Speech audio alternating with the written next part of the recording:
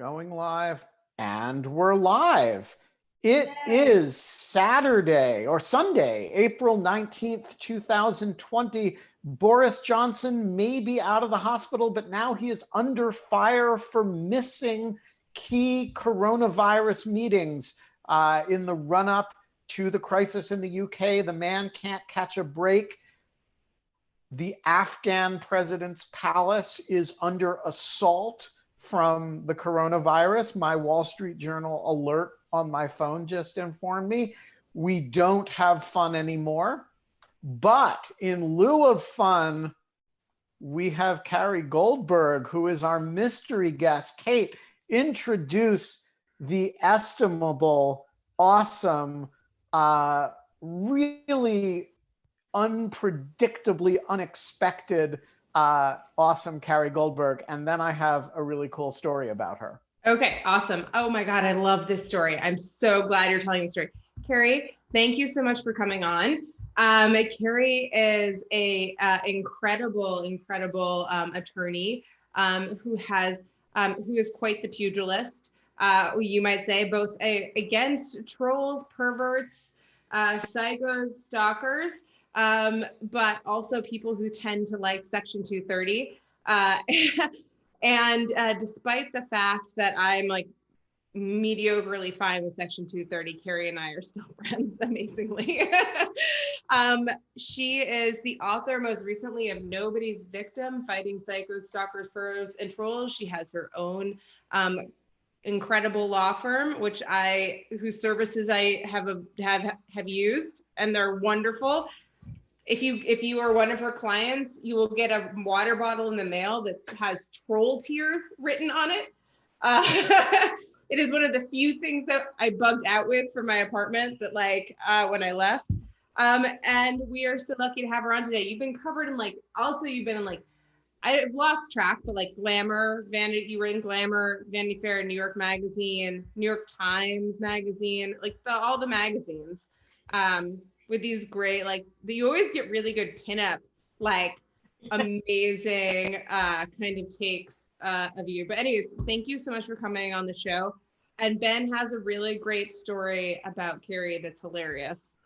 So I'm not sure which story you're talking about, but I just want to have to do with TSA. Oh, I wasn't thinking of that story, but I will add that story to the queue. I'll tell both. Add that story. No, I just want to tell the story of how I met Carrie, which okay. is a few years ago. I was doing a study on sextortion with Quinta Jurecic and Clara Spira and Cody Poplin. And none of us had ever worked on this subject before, but we'd stumbled upon this issue and had done this research to create a kind of data set on sextortion, which we were flabbergasted by how many cases and how many victims we identified. And there simply was not a literature on the subject. And so we reached out to the people who had done work that seemed even remotely related to it. And one of them was a cold email that I sent to Carrie Goldberg asking whether she would review our manuscript. And Carrie did. And among all the people that we reached out to, she was actually the one who turned out to have a whole bunch of clients who had been sextorted. And so she gave us the most amazingly helpful, constructive comments about the modalities of the way sextortion cases take place from a victim point of view. And then when we released it, we asked her to speak at our virtual launch event, which was actually done in a kind of Zoom-like fashion, and did that. And all of this was long before we had ever met. When we actually met, to come to Kate's story, by the time we actually met, Carrie was a fan of One Baby Cannon, which at the time I was religiously carrying around with me because people liked meeting baby Cannon. And so we were at a conference together at the University of Maryland, hosted by the great Danielle Citron, whom we recently had on the show. And Carrie was delighted to actually meet baby Cannon and wanted to take him outside and get a selfie with her. So after the conference, we went outside and Carrie held baby Cannon up to her face and I took a picture and then drove Carrie to BWI Airport, where she was pulled aside by TSA for having explosive residue all over her hands and face. And she spent a fair bit of time, quality time with the TSA in secondary screening. And I have wondered ever since what those conversations were. Yeah, I was using a firearm, but it was a baby cannon. And it was like, it's only a little cannon, and I didn't carry it with me. But yeah, yeah, Carrie, what did you possibly tell them that made this okay? Well, I'm looking for the picture, by the way. And okay. It is a great If you'll picture. remember, I was wearing a Husqvarna cap that day. Yes, and I had a chainsaw and in my trunk as well. You were like, oh, let me get my Husqvarna chainsaw out of my car. I like the range that our friends have. The trunk was open because we were putting Carrie's suitcase in the trunk. And the suitcase went into the trunk. Like, the chainsaw came out. What's your intention? Are we really going to the airport, Ben? Oh my God. It's just really incredible. You find the picture, but I also want to introduce the furry friend that Carrie had on the show. That is her new dog, Apollo, which is like the perfect name as we kick off Pugilism Week.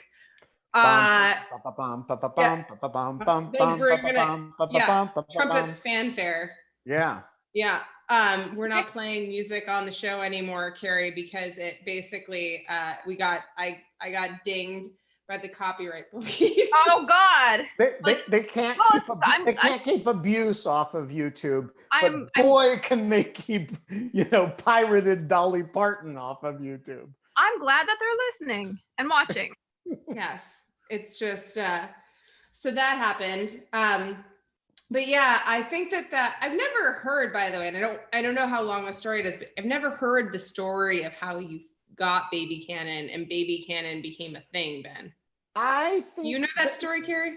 I mean, do you guys really want it? It's not a short story. Okay. And I don't want to use up the time. Maybe we should have like a special baby Cannon episode that has like the whole origin story and everything. We can do that.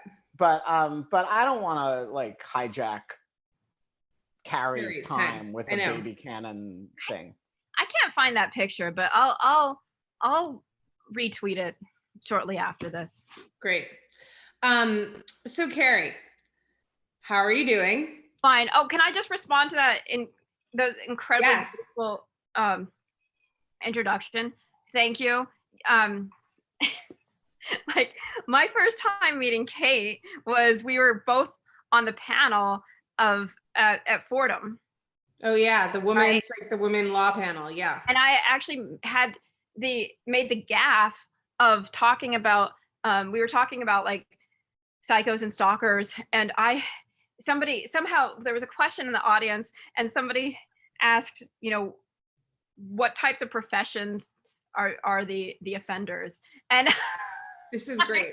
It's like, well, the 5 professions that we see the most are entrepreneurs, musicians, professors, and then the audience just gasps. And I was like, oh, there's so many. Yeah, and wasn't it like? And then I was like, oh, I was very embarrassed. Wasn't police officers one of them? That was surprising to me. And police officers. Thanks, babe. I just got some pizza. Thanks. Do you want to say hi? No. Hi, Torch. So there's, so I think that that's kind of a nice way to lead things off. You've had a couple big cases. We can talk about Herrick if you want to. But I want to first talk also about how I didn't really love you at first, Kate. Oh. I loved your dress. But we didn't, I mean, we had very differing positions during that. Yes. But we've come to really enjoy our time, and we don't always talk about things like Section 230. No, and I think that I learn a lot from your disagreements with it, and try to be like update my priors on how I approach Section 230. So for those of you who don't have a Section 230 background, let me just say that I am a moderate critic of Section 230, roughly, the Eugene V. Debs of Section 230. Carrie is kind of like the Communist Party of Section 230. I would say Malcolm X. I was gonna like she's pretty hardcore. I think, is it fair to say, Carrie, when you wake up seething in the middle of the night, there's always a Section 230 element to your rage? Yeah, I mean, right now there's a lot of different rages happening. But the Section 230 one is always like bubbling. It's it's funny when somebody wants somebody like new to the universe of Section 230, maybe a student or something, interviews me about it. And if they haven't interviewed a lot of other people, I sometimes have to just tell them, just so you know, I'm a little bit like on the farthest extreme possible when it comes to like wanting to abolish this law. So are you actually capable of giving a neutral account of what Section 230 is? I can do it really quickly. No. I actually want am I capable to do it. Can you give like a neutral account of Section 230? I think so. Okay, go for it. So Section 230, back in the mid-90s, some of our lawmakers, our federal lawmakers, were awakening to the fact that there was porn on the internet. Like Senator Exxon. Yes. And there was a blue book that Senator Exxon had on his table, right? And it was all these printouts of pornographic images that could be found on the internet. And so apparently all these people would go into his office and check out the blue book, and I don't know, maybe take it into the bathroom or something with them. I remember that line in Ferris Bueller's Day Off, right? I watched every disgusting second of this twice. That was always the way Senator Exxon came off for me. So the bunch of the senators were like, we really need to do something about the pornography on the internet, because it's going to just completely contaminate the brains of all these young whippersnappers who might start using the internet. So they created this law. Which is exactly what happened, by the way. Well, spoiler alert. Spoiler alert. They were right. So they created this law called the Communications Decency Act, Section 230, or I mean, just the Communications Decency Act, which outlawed pornography on the internet, and also had a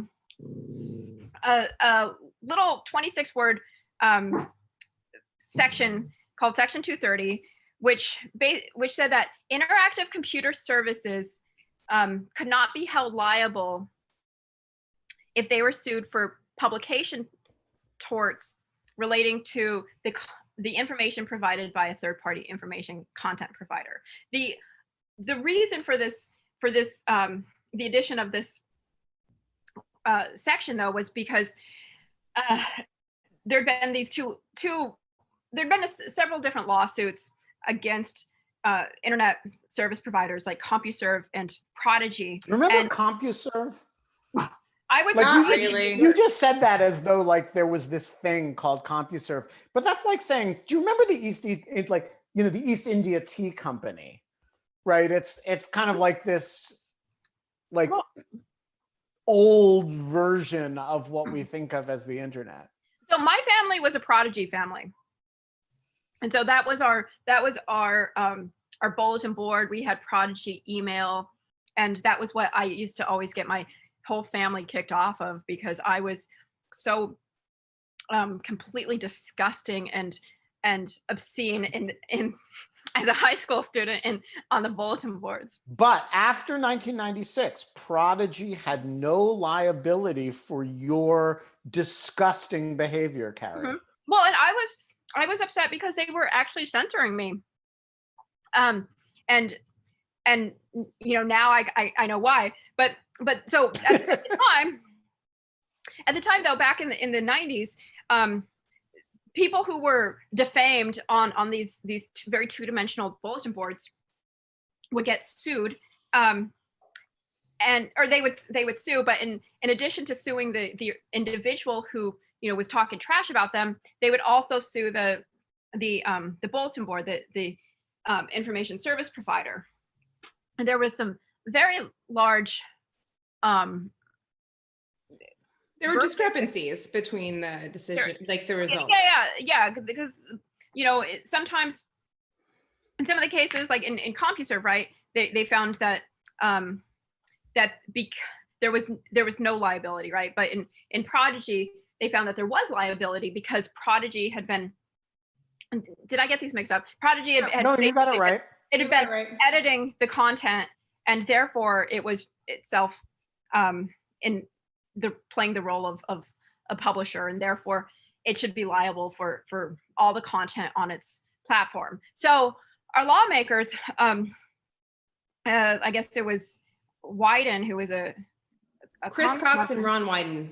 Yeah, they were like, oh, this internet could be a really cool thing, but we can't have all these big bad plaintiffs suing these internet companies all the time.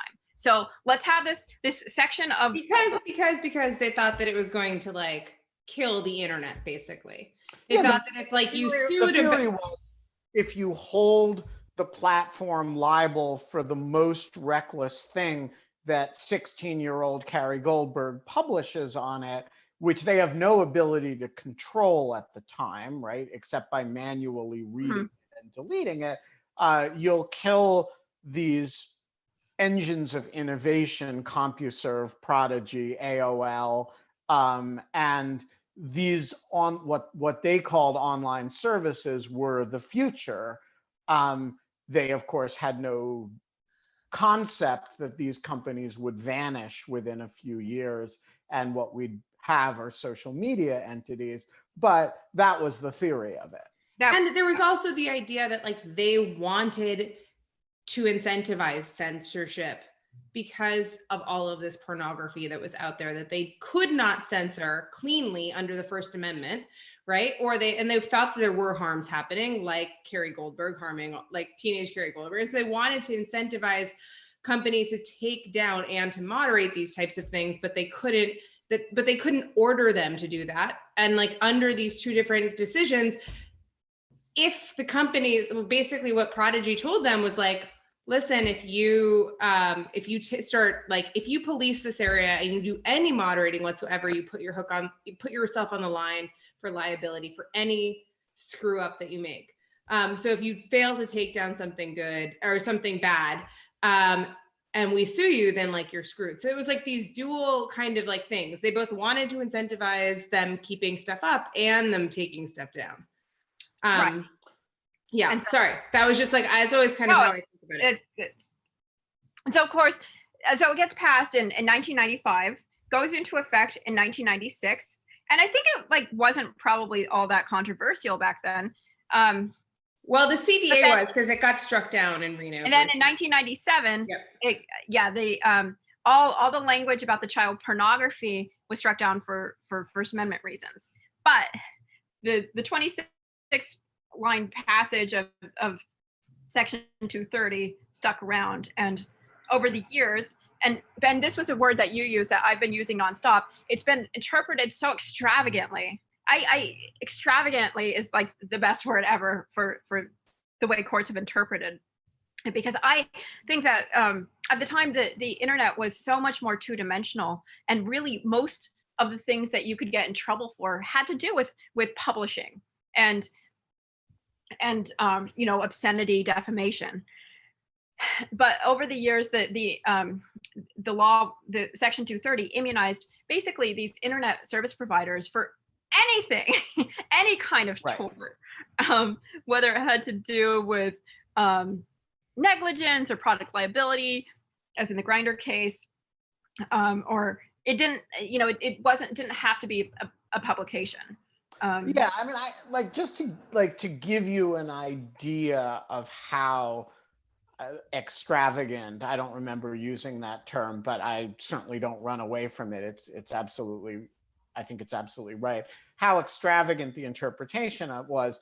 The concern that led to 230, this aspect of 230, was that if I defamed Carrie, the carrier would be held liable for it.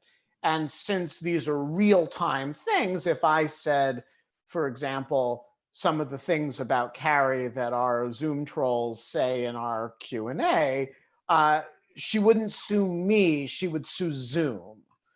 And that's a legitimate policy concern, right? But then you have this other problem of Zoom. Because and the reason we have that, just to give a little bit of back history, is like we allow that for things like the New York Times and like other types of publishers. There are types of publishers that the problem with Section 230 in the internet is it's unclear what to compare an internet platform to, and especially it was in 1995 or 1996, which was to try to understand, is this like the New York Times, such as they should be liable for these things, or are they more like this neutral conduit? And I think we can all recognize in this extravagant thing that is like like an oversimplification, no matter, and there's nothing perfect that fits. Right. So let's now take the extreme example and I'll let Carrie describe the Grinder case, which is the near extreme example, but it's actually not the extreme example. The extreme example is a site called Omegle, which those of you listening who are over the age of 21 have never heard of, or maybe 25. And everybody under the age of 25 has smiled as I've mentioned it, because knowledge of it is ubiquitous. Omegle is a social media site whose slogan is "Talk to Strangers." And I would not say it is a site that is designed to help sexual predators access children. But I would say that if you were going to design a social media site for the express purpose of helping sexual predators access children, it would look a hell of a lot like Omegle. And Omegle recognizes that. And if you go look at their site, they have a disclaimer that, at least the last time I looked at it, used to say, sexual predators have been known to use Omegle, use at your own peril. Human nature is inherently unpredictable. Everybody who uses this site is responsible for their own behavior. And of course, under Section 230, they are absolutely correct. If they provide this service knowing and even kind of intending, and I'm not saying they intend, but they certainly do know, as suggested by their disclaimer, that sexual predators use the site for purposes of accessing children, they cannot be held liable for that because of Section 230. Only the individuals can be held responsible for their actions.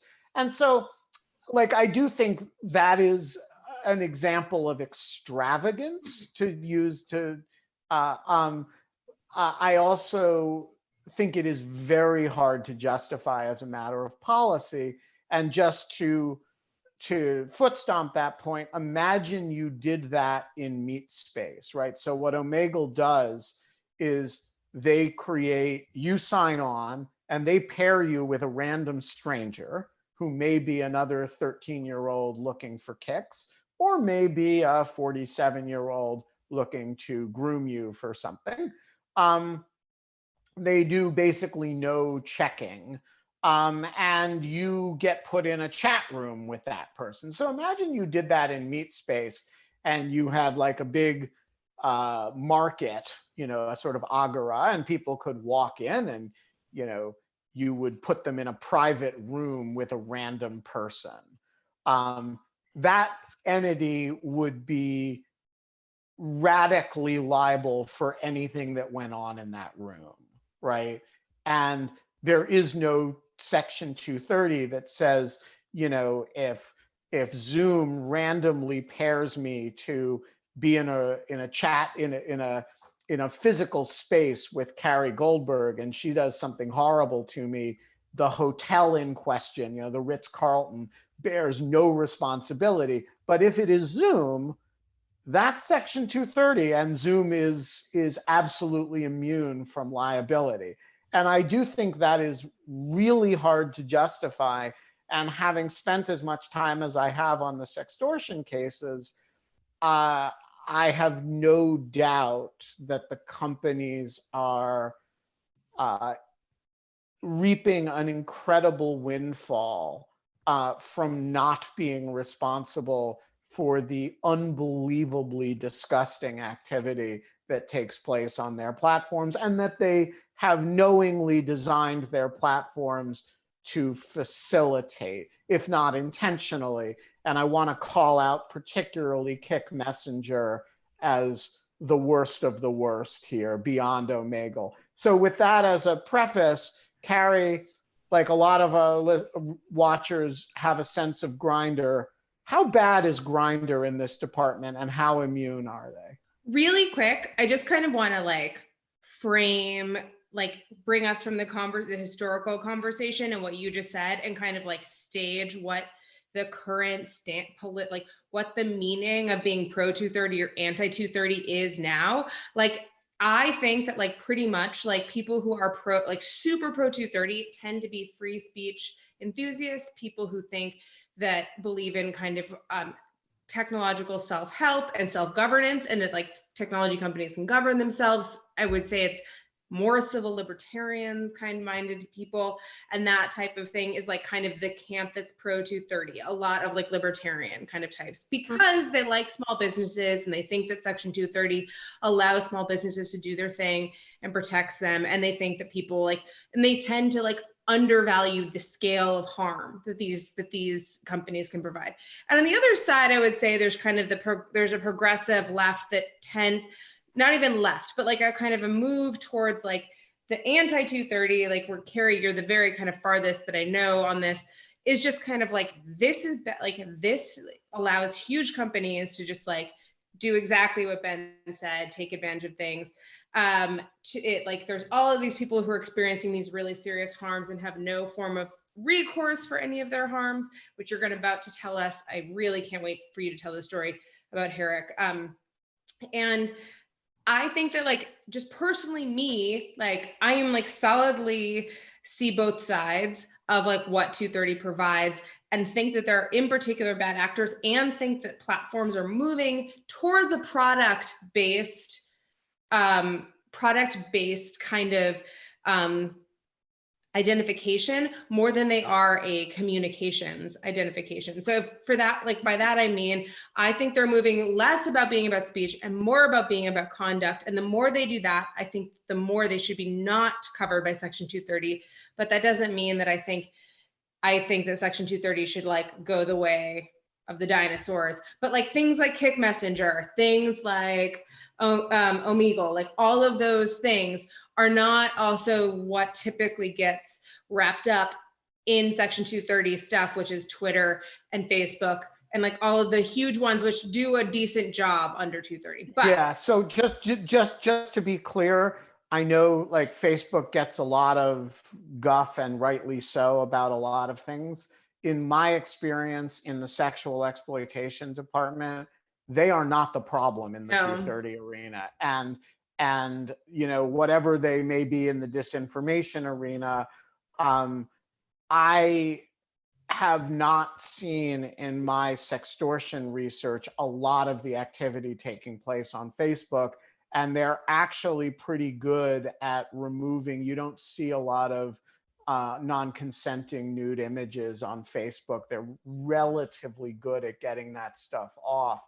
And so, like, this is the biggest problem here, is in, at least in my experience, in the relatively up and coming companies. And Grindr is a really good example of that, where they're, you know, this is a company that's growing very fast. It's, and, you know, they cut some corners, a lot of corners, and they cut them knowing that they couldn't be held liable for it. So Carrie, tell us about your case, and just really quickly for the high level, just at the really highest level, start out with what like Grindr is.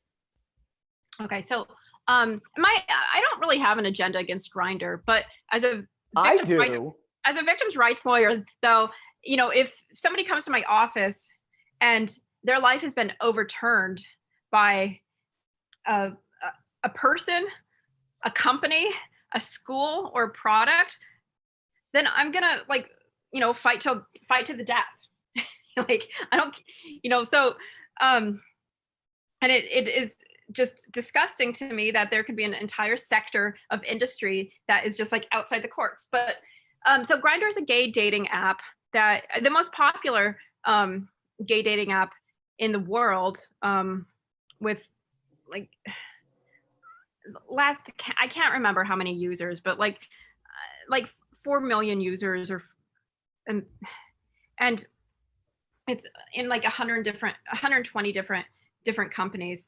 And it basically makes its money by through like selling ads, like all these companies do, geolocating people and selling ads to them based on location. And it's free for users. You can pay for a stepped up program. So in 2016, the very end of 2016, Matthew Herrick came to my office. He was brought by some legal aid attorneys who couldn't, like, they'd reached the point where they could continue helping him. He'd gotten an order of protection. He'd reported the abuse that he was dealing with to the police like 10 times, and they were like hamstrung. And he explained to me that for the past couple months, his ex-boyfriend had been impersonating him on Grindr, using his picture and his name and his location, and then sending strangers to Matthew's home to, you know, have sex with him. And the guy would, the ex would, you know, DM with the strangers and make it seem like Matthew had, you know, these rape fantasies and had drugs to share. And so at all hours of the day and night, people would come. They'd be waiting for him in the stairwell. They'd follow him into the bathroom at work. It was nonstop. It was as many as like 23 times a day for altogether about 9 months of this. And at about month 2, he hired me. And at the time, I had been doing all this work with different big tech companies like Facebook and Google, dealing with their revenge porn policies. So I was like super smug and thought I could just, you know, call up their general counsel and get this guy removed from the platform. But there was no one responded to my emails, no one responded to my calls. And so we ended up going to Supreme Court in New York, getting a restraining order that required that Grindr ban this guy from their platform. And we served that on Grindr, and Grindr just continued to ignore us. And more people were coming to Matthew's home. It was scary as all hell. Like there were a couple people that attacked. Were people angry, by the way? I've never were they pissed when they showed up and realized that they had been duped? Were they nice to him? Sometimes they didn't believe him. No, they were not nice. I mean, some of them were just like, oh my God, I'm sorry, I'm so embarrassed. Others were really fucking pissed. And Well, they went like, a long tried way to steal for his some roommate's sex phone. and drugs. There were altercations, especially the people who came that were really strung out. Those were really always very ugly encounters.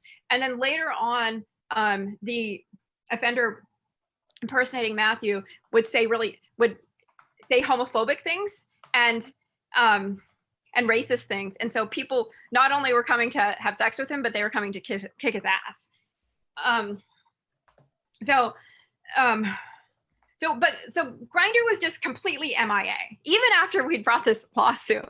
And then they hired, some fancy white shoe lawyers who removed it to federal court. And I mean, I'm up until this point, I've always just been like a down and dirty state court kind of girl. And so now I was like, oh shit, federal court, God damn it. That was very intimidating for me. So the case was in federal court. Finally, their attorneys appear, and I'm trying to get the restraining order extended, and their argument is, well, there's no merit to anything that they're arguing. We're completely immune from liability under Section 230. So you can't even restrain this. You can't even extend this restraining order. And I was like, no, judge, check it out. Section 230 is about, third-party content. And I'm not suing Grindr for anything that this other guy did. I'm not suing them for the words he used or the content in the fake profiles that he was making. I'm suing Grindr because, they're not responding to my client. They don't have the infrastructure to respond to him. They're being negligent. And then the other attorneys were like, yeah, but check it out. Like, our client doesn't even have the technology to exclude this user. And because they're immune from liability under Section 230, they don't have to. It's not negligent, it's reasonable. It's reasonable not for them not to have to, make an editorial decision about who uses their product. And I'm like, yeah, but users are not that's not an editorial decision. That's something else. But really, this light bulb went off when Grindr was like saying that they didn't have the technology to exclude somebody, because in my mind, it's just like, it's such an arithmetic certainty that if you have a dating app that facilitates in-person sexual encounters, it's going to sometimes be abused by rapists, by child abusers, by stalkers. And if you've not designed into your product a way to exclude those users, then you've created a dangerous product. And so after that court appearance, I went back to my office and amended the complaint so that it became a product liability case.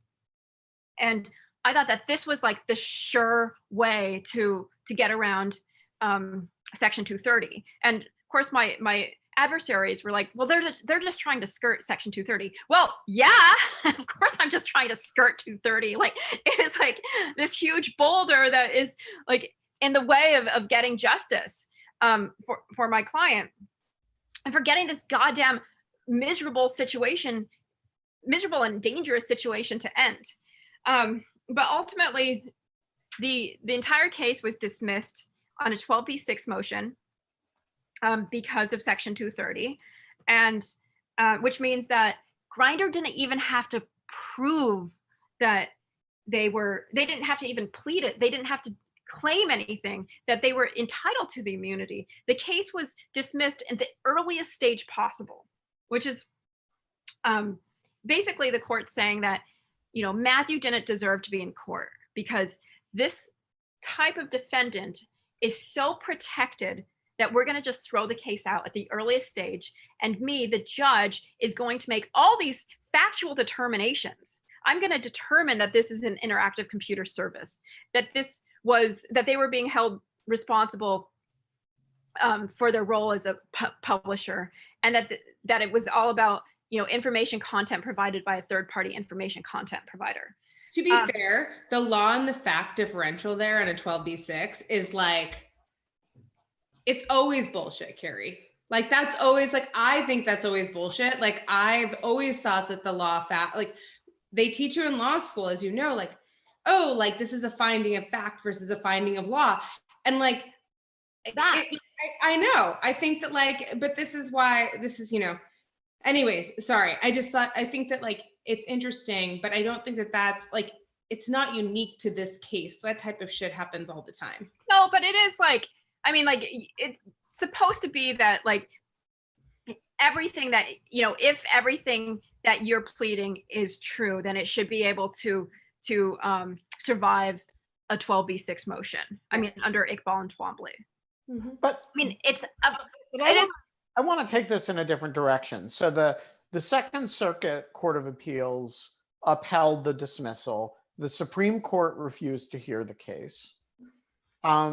So let's dispense with the question of whether they correctly read the law or incorrectly read the law. Let's say, as a functional matter, the circuits are broadly in agreement about what this law means. So this makes it a legislative matter at this point. If we're going to get a situation where a company even has to think about how their service is being used, we're going to have a legislative remedy because we're not going to get a judicial remedy. And Carrie and I went to a very pugilistic meeting at the DOJ that was ostensibly about Section 230. And I think we both were on panels. Again, I've mentioned this before. I don't know if you counted as testifying, but whatever it was, we were giving our commentary. And like, I think that we were both like walked away from that being like, this is a beard for the Earn It Act. And this is like complete garbage. And this isn't really about amending Section 230 about the issues we care about at all. It's really about encryption. It is really about encryption. So Carrie, do you agree? That event most certainly was about encryption and also about this belief of bias in the content moderation against conservatives. The conservatives, yeah. So it was like crazy. So let's take that apart for a minute, because like so far we've been talking about one subject, which is whether the immunity given to platforms is too expansive. And all of a sudden, with reference to one DOJ event, we have radically expanded the subject to include the propriety of companies using end-to-end encryption and whether companies are discriminating against conservatives in their content moderation. So I'm just going to throw this open to both of you. How the heck did we get from this relatively discrete liability issue to this very expansive conversation about tech policy and content moderation? I mean, I would say that like it's this very interesting thing in which conservatives are biased against in certain ways on like online platforms, but that's because they trend towards things like hate speech, which are widely taken down on platforms, and there's all these types of things, which means that they want some type of neutral platform to post other shit to, which means that they're anti-230. Which means that actually, really interestingly, people like Carrie and people like robust conservatives come around to the same point and are like, we're both anti-230, and like maybe we can kind of put our differences aside over this common ground. And like the thing is that there's just that's kind of, and so similarly, like there is conservatives also have this, specifically this DOJ and this executive have this wish for like huge executive reach and control.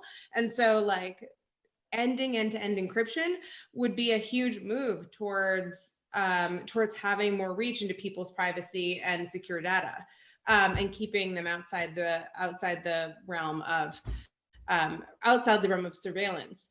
So I guess that's how I formulate like how they fit together. Carrie, what do you think? Do you think that is there common cause for you and Bill Barr to make against Section 230?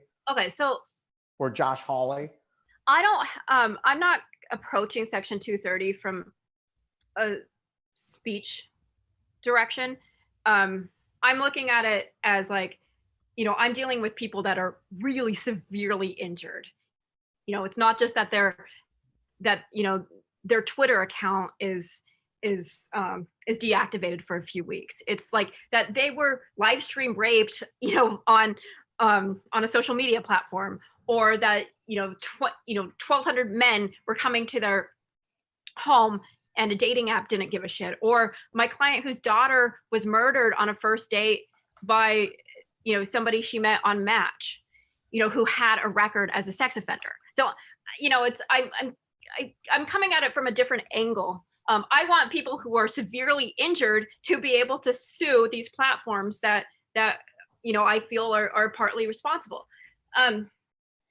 But with regard to the far right,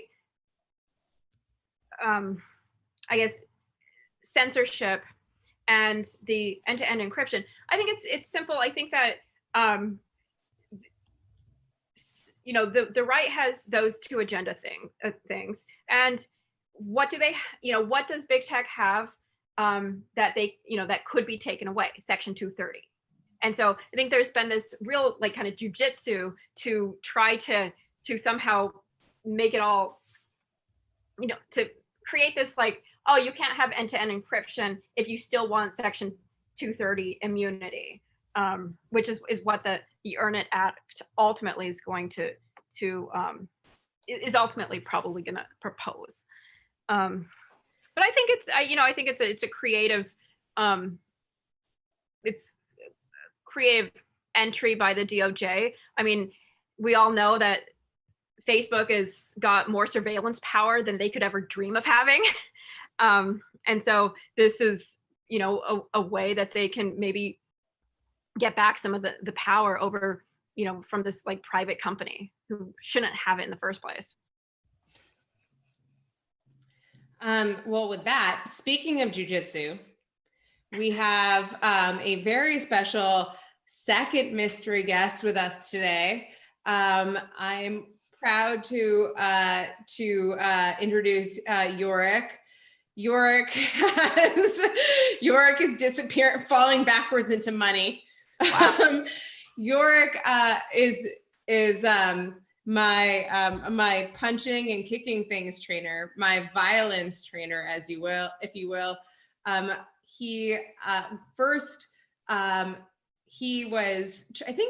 met you because you were training with John, my partner, at the gym, and John was like, hey, you really should work out more, Kate. That wasn't like I'm getting fat. It was just like, he was like, it's good for mental health to kick things and punch things. It feels nice. It is. And so basically he was like, I'm going to buy you some training sessions with Yorick, because Yorick started personal training. And I was like, his name is actually Yorick? Like alas, poor Yorick? And he's like, oh yeah. And then I showed up at the gym and you had a very big skull. So yes, exactly. That was pretty great. Oh yeah, we love puppies here. Everyone, yay, puppies. Everyone's got their puppies. I got my puppy. I love it. Apollo's eating your pizza crust. that's my pizza. But yeah, so I tweeted about Yorick specifically after he decided to go, because he's hilarious in top of being a great trainer, and two, got this great backstory, and then three, you were really going for it on Instagram for a while, trying to get Costco, of all places, Costco Kirkland brand, to sponsor your training. And so that was hilarious. Ben loved it. I thought it would be fun. We're starting Pugilism Week. We didn't know we were starting Pugilism Week. I actually lined up both of you. Didn't tell Ben that that you were the guests. And then I announced Pugilism Week. And so then independently, Ben was like, we should make this week a sparring week. We have a warrior against Section 230, and we have a mixed martial artist. So Yorrick, let's do some violence. Yeah, you're on mute. Oh yeah, you got to unmute yourself. I'm sorry, I've been talking smack this whole time. I had no idea. And remember, that anything you say, Zoom cannot be held liable for. So, Yes, so we were just you having know, an argument about like this is your chance to like say inappropriate things that the company is immunized for. and you have like two Am good I lawyers immunized? that can defend you. All right, sweet. Yeah. You'd be like, all that was said in jest. My client cannot be held accountable for anything he said about Kirkland or Costco. He was young and foolish at the time. What I'm still is gunning this? for that, Why by do the you way. like that trail mix so much, dude? It's so good. Yo, honestly, I've tried to like switch to like other trail mixes, but the ratio is perfect.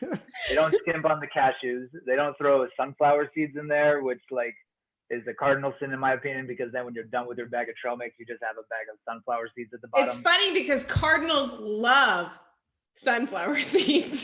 That is true. All right, so it's not a cardinal sin. It ranks high amongst cardinals. But yeah, I tried to switch off. I tried to like find other trail mix brands and like, oh, maybe I could get them to sponsor me, but like, you know, I can't fold on my morals. So what do you want? What do you want sponsorship for? Genuinely just free trail mix. Oh, I see. You're just in it for the free trail. So a friend of mine is a photographer, and before my last fight, he was like, hey, when you post these pictures, make sure you tag a whole bunch of companies, and that, because that's how you get sponsorships. I was like, all right, I should start taking this side of like the business more seriously. And I was like, all right, well, I try to think about it like, who do I want to sponsor me, and then what do I really like want? And I was like, the only thing I want that I don't buy often is Kirkland trail mix. So I went on a very hard Instagram campaign. Turns out they have no social media or internet presence whatsoever, but I'm still gunning for it. So Costco, if you're watching this, if you're listening, and you need somebody with the hands defending the toilet paper aisle, get it your boy. Pay me in trail mix or with it. I'm totally down with that. So listen, I have only ever challenged one person in public to a fight, and it was Vladimir Putin. And I wrote an article about it.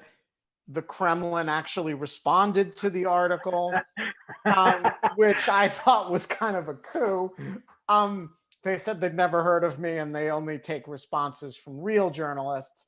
But leave aside the merits of the response. So I want to ask, you're a professional fighter. I am a middle-aged desk worker. Middle-aged desk worker with some training in Taekwondo and some Aikido. I've got, black belts in both, but I'm like, I don't want to pretend I'm like some, great ultimate fighter or anything. Against the president of Russia, who, used to be, he's 15 years older than me, used to be a serious judo guy, but I don't think has ever done any striking. And he's not like he's busy being president of Russia and, having people murdered and interfering in other countries' politics and oppressing LGBT people. He's not really spending a lot of time training these days. So how do you shape it up if Putin responded and agreed to meet me on in a location where he can't have me arrested? How do I shape up against Vladimir Putin? You want my serious answer or I'll give you my serious answer, then my serious answer. Serious answer, being a kickboxer who transitioned to mixed martial arts, it's very, very hard at first to stop that grappling. But if you learn like a couple key things, you can shut it down. And then once they lose that grappling element, it's a lot easier to like beat them up because they can't strike. But I don't understand. Hang on, let me just pause you right there, okay? Yeah, hit me. Like, we get within a sidekick length of each other. Why isn't one sidekick to the chest the end of this conversation? All I'm gonna say is it better be, I've thought the same thing before. It doesn't always pan out like that. Fighting is wild. Yorrick has I will say that Yorrick has a really gnarly kick. That's Yorrick's signature move. He's Skinny legs and big feet. He's really good at the leg thing. Okay, so yeah. So you're saying I better end it quickly because not quickly, but if you better, he gets his hands on my arms or my leg. it could be more difficult. So all I'm saying is you got to pick at them, you got to stay light on your feet, you got to keep moving, you got to keep it rangy, right? Also depends on where we're fighting. If you guys are fighting in like a basketball court, you can just keep sliding backwards, make him run into stuff. If you're fighting in a ring, a little smaller, more corners. Either way, I feel like somebody's probably going to snipe you from the bleachers. So, you know. Yeah, I mean, like that's actually Garrett Kasparov warned me about this when this thing was public on Twitter. You know, Kasparov, who knows something about Putin's thuggery, said, you know, he's the kind of guy who will have you beaten up by thugs and then arrested for assaulting the thugs. And so, you know, I I think there's a like whether the fight will be fair or whether I'd be picked off by those guys is a fair question. Yeah, that was my serious answer. That you're probably not even getting close to putting a foot on him. Oh my God, but what if he's riding his tiger? Oh no, he doesn't ride a tiger. He No, has a tiger and he like rides a horse. I forgot. Like, yeah, bare-chested. Bare-chested. Okay, I mixed up my memes for a second. My Putin memes. Wait, I'm sad that I need to ask this, but there's a lot of tigers flying around these days. Does he actually own a tiger that he rides around? No, it's not he didn't ride it around. There's a video of him carrying, is it a tiger or No, it's some a kind tiger. of bobcat or something? No, it's a tiger. yeah, and there's pictures of him with a tiger, like that he has. Yeah, So. but it was allegedly he was rescuing it, not like a Kirkland trail mix. Very good. That's great. So, by the way, Yorrick, this is Carrie. Carrie is my friend up? who I've been trying to get you guys to bring in to have a workout with you. She also does kickbox training. Oh, nice.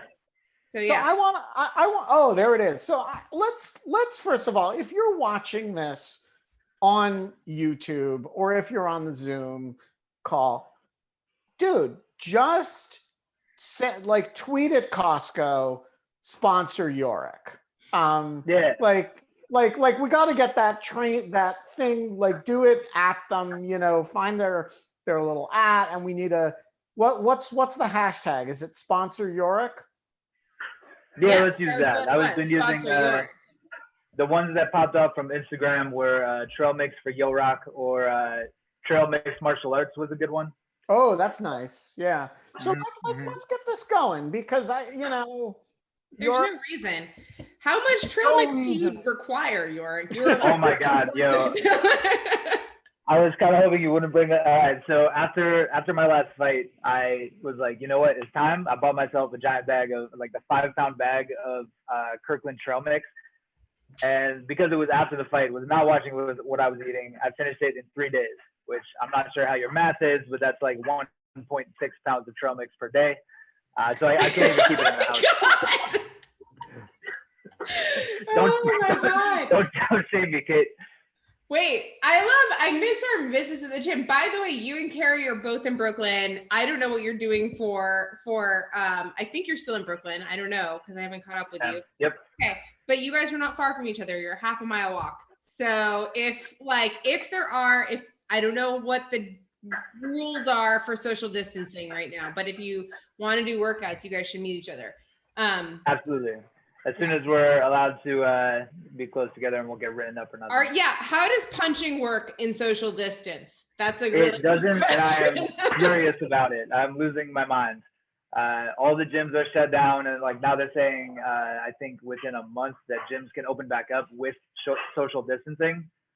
So I don't know how we're gonna swing that one because you kind of can't when you're trying to murder each other. Yeah, so I don't know if you have to we just assign everybody a one gym buddy and like this is who you're quarantine fighting with and that's it. Yeah. Don't go near anybody else. I think that seems like this is like I haven't like I'm like, but also to speak of like the thing that I chose in like finding you and starting to work out with, like the reason that it was so good versus running or whatever else was like it feels great to just have the socialness of the one other person sparring with and hitting and like, oh my God. It's just like, I think that was some of like the best therapy I did for a couple. We only did it like a dozen times, but like, it was amazing. But there is like like people who have never done martial arts do not understand how satisfying punching and kicking things and people is. And that's not like, I'm not an especially violent person or anything, although I'm sometimes violent, but you know, like there is a primal delight in being like in having somebody's permission, giving your permission, hit me, kick me, and having that person's permission, hit me, kick me. It's, you know, a discrete period of time. You're not, there's nothing hostile about it. It's, and for some reason, if you call it football and you call it an offensive line and a defensive line, everybody like totally, oh yeah, it's fine. Just run into that person, smack your head into that person's skull, right? And that seems socially acceptable, and we don't call it violence. But if it's, you know, or if it's a baseball sliding into second base, you know, we don't think of it that way. But somehow if it's a punch or a kick, we think of it as very violent and very sort of socially transgressive. It is an immensely satisfying thing. That's all I got. Yeah, I think people get the wrong idea about it a lot. I think like when you do it, you can't possibly like there's somebody in front of you trying to take your head off. You know, is like you can't really think about like anything that stresses you out, like your taxes or anything like that. You're just handling that. So it's the most present you could possibly be. But also, I think like the average person really overestimates the amount that they know about it. You know, but we're used to seeing football, we're used to seeing like, you know, hockey or whatever as like in a sport, whereas fighting, like other than like boxing, has not been a popular sport for that long. But technically anybody can do it whenever. So I think people like, you know, put their opinions on it much easier. Carrie, when did you get into kicking and punching things? I got into kicking and punching things. I think my first fight was like 2012 or 2013, and I started training like 2 months before that. I'd kind of like dabbled here and there with like different martial arts, like here and there, but like I didn't really train seriously until I remember it was 2012 or 2013. We'll say 2013. I started training with the owner of the gym that me and John know each other from, and that we train in. I started training with him, and then 2 months later, I had my first fight. How about you, Carrie? When did you start kicking and punching people? Probably around 2010. And I mean, you outranked me. Mine is very like not in a ring. I've got a really high kick, and so I became very vain about that. And so I would go to all these cardio kickboxing classes and just kick higher than any of the Equinox instructors. And then I installed a punching bag in my office. It's velvet. It's velvet. Because I raged and I was throwing shit at walls and didn't want to be that kind of boss. and so got a punching bag. Yorrick, you should go and train her at her office on her velvet punching bag because no one's there anymore.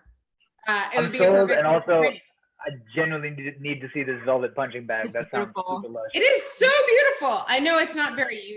No, you don't use it that much, but it's so gorgeous. What color? It's maroon. See, I was gonna say it needs to be some kind of purple. That's perfect. Selfie or it didn't happen, Carrie.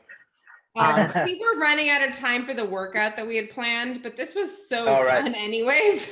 Do you want to teach, unless you want to do something, Yorrick? What are you thinking? Yorrick, whatever you guys want to do. No. I think look, when we had Maggie on, she sang, Yorrick throws punches and kicks. We got to see some punches.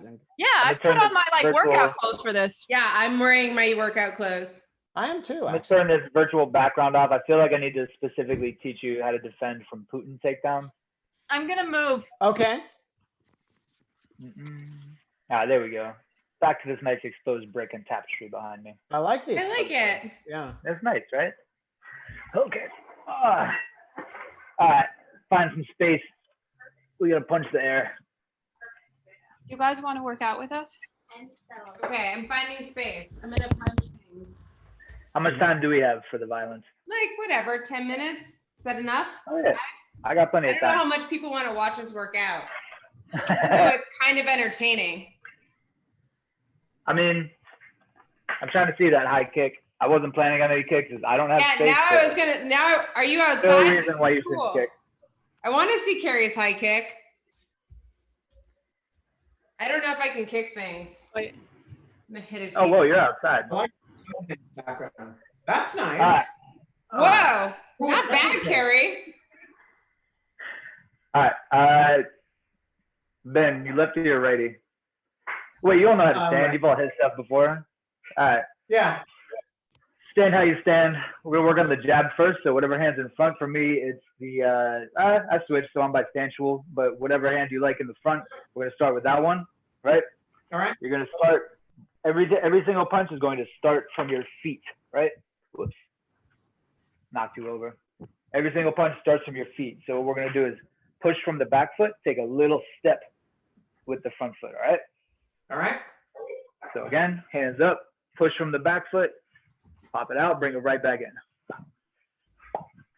I'm gonna fix this camera angle. I'm gonna yell at y'all. This is called the jab. Can go to the face, can go to the body, can go to the stomach, the chest, right? Can go to the eyes, go to the chin.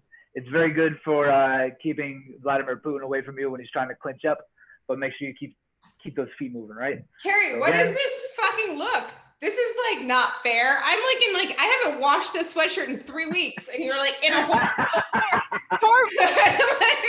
know. Tor got me this whole like outfit. Okay. Yo, just waiting to bust this out. I feel like a hobo right now. I don't Keep like that rear hand up. Keep that jab going. If you want, double it up.